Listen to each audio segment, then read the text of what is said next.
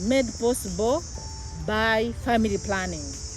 People are telling us stories. What has family planning done in your life, in your community?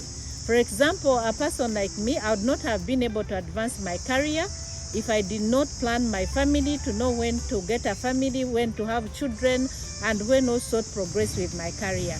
And we are documenting so that people are able to hear the stories of why it's very important to plan for family, for a better population, for a quality population of Uganda. And that eventually will lead to socio-economic transformation of our country. I can say that when I was still a priest in Uganda, taking care of the executive secretary of Uganda Joint Christian Council, and now a bishop of South Sudan, and as a faith leader, I saw family planning as an act of stewardship, ensuring children are born into families ready to nurture them, emotionally and financially. It is not a question of producing every weekend. Family planning simply means produce those children whom you can nurture emotionally, spiritually, and financially. That's all.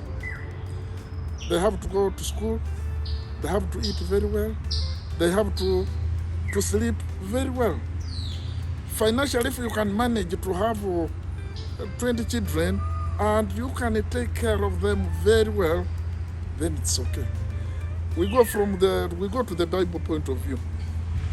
In the First Timothy, it says, any person who cannot take care of his family is worse than what? A pagan. If you cannot take care of your family, then you are a pagan. If you produce many children and they become a problem to the community, then you are a pagan. You are worse than a pagan. So, as a champion of family planning, and who has worked with 3FHI as a family planning champion, I've seen households improving. There are some people who have really said yes. I was proposing to have 10 children, or women were saying, you have to produce many. You never know, out of those you will get a president, you cannot get a president who is illiterate. They have now understood that really producing very few children you can take care of is necessary and has to be taken care of. And I call on all faith leaders to join in advocating for access of family planning, building healthy families, and a more just world.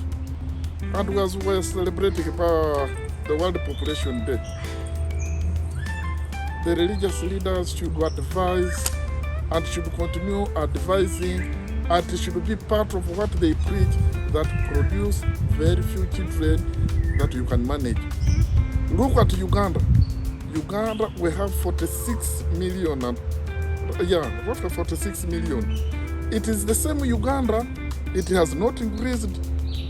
And if we continue producing another 46 million in the future, we shall go on living on top of the other. So, can we really see fit that we produce those children we can take care of? If you are around, especially those who believe in grazing and having cultivating, if your land cannot allow you to cultivate even one mango tree, there is no need why you should have 10 children.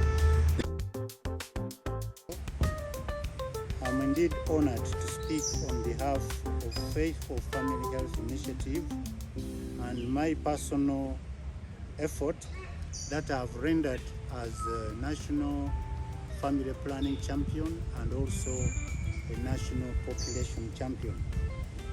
I share a personal story from our community rooted in our Islamic values of compassion, responsibility, and stewardship to illustrate how family planning aligns with our faith and contributes to our national's progress.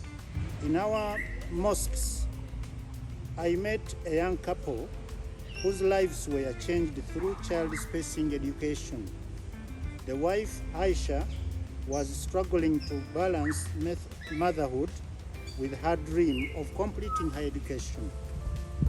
With guidance from a local health worker,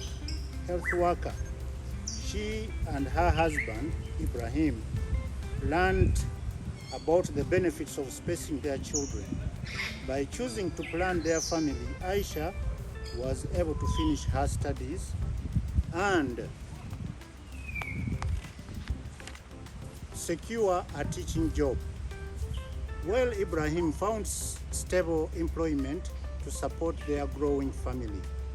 Their children are now healthy, attending school, and filled with hope for the future.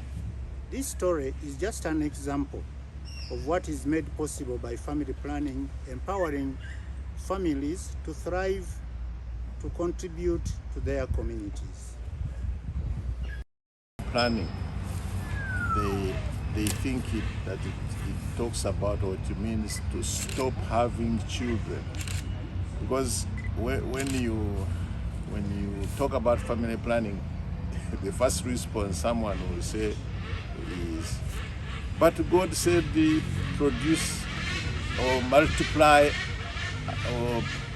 and increase and fill the earth.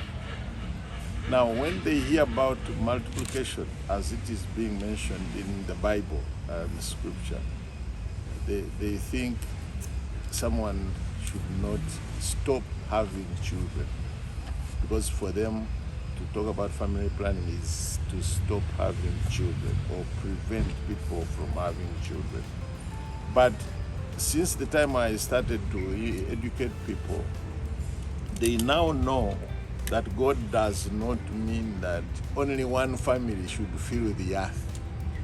It's true, the Bible talks about multiply and fill the earth, yes, but it's not one couple that is supposed to multiply and fill the earth.